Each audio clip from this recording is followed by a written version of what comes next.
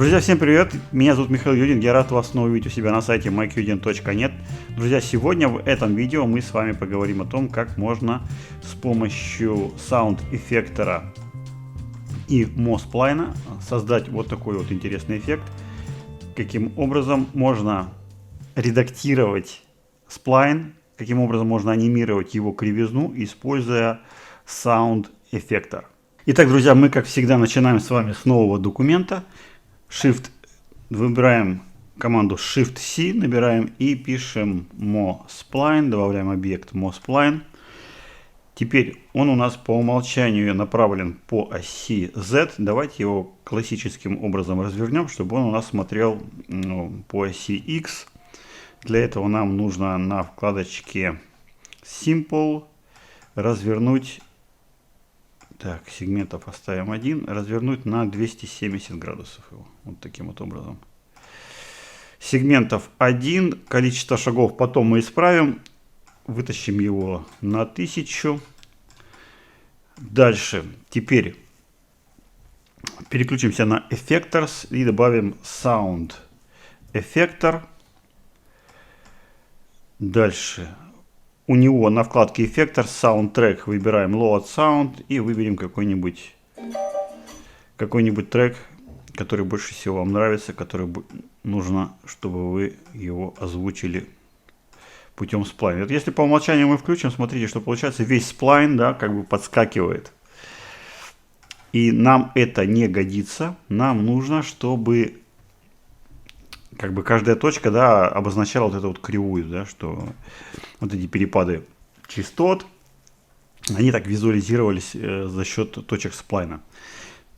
Для этого что мы делаем? Мы делаем сэмплинг, выбираем здесь step. Вот таким вот образом.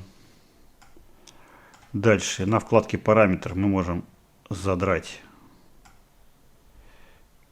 параметры по оси Y увеличение. Дальше мы можем здесь логарифмик тоже откорректировать и выбрать здесь кривую.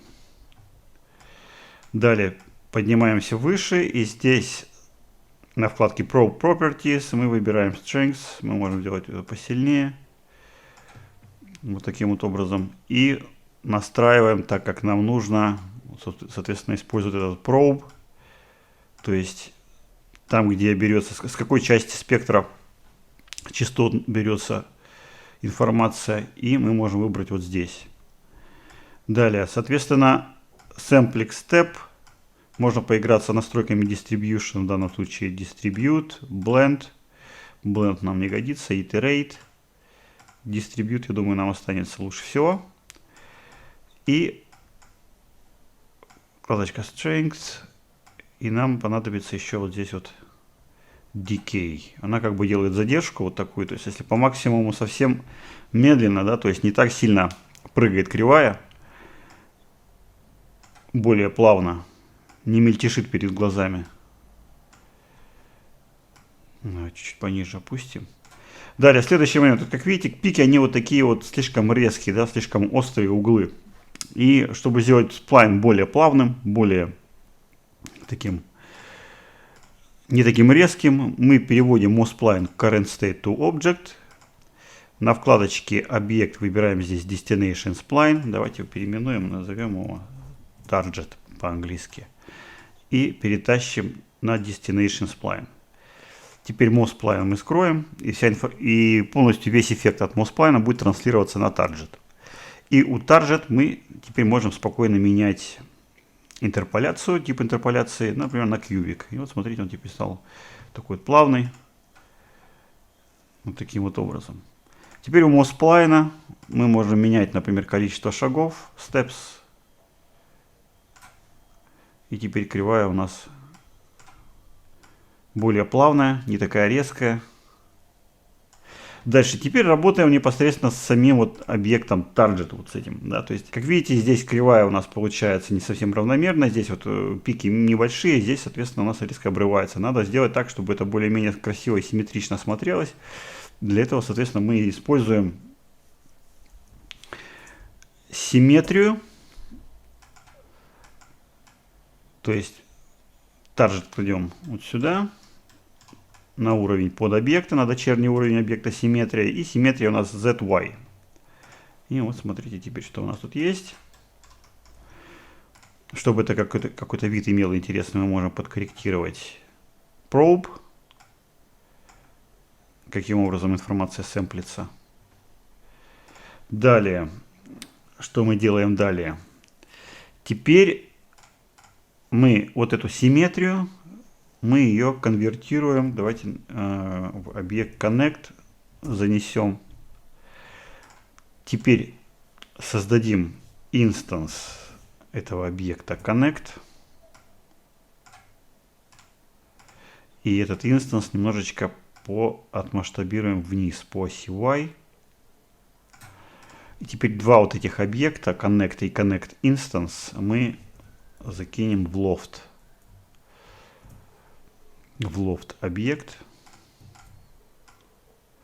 Вот таким образом. И у лофта, смотрите, снова у нас появились вот эти вот острые углы. Потому что у лофт объекта нужно повысить subdivision, mesh subdivision по оси U. Вот таким образом. И вот теперь у нас вот такой вот объект. Можно взять у него цвет, выбрать. Например, будет верхний синий. И также создаем инстанс уже для объекта loft вот этого. Пускаем его ниже. И теперь инстанс также зеркалим по оси Y. -1. На вкладочке Basic включаем цвет и задаем цвет поярче. И вот у нас получился вот такой сплайн.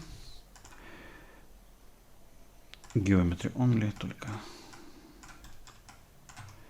И вы можете, экспериментируя с настройками эффектора Sound, допустим, на вкладке параметр можно задрать.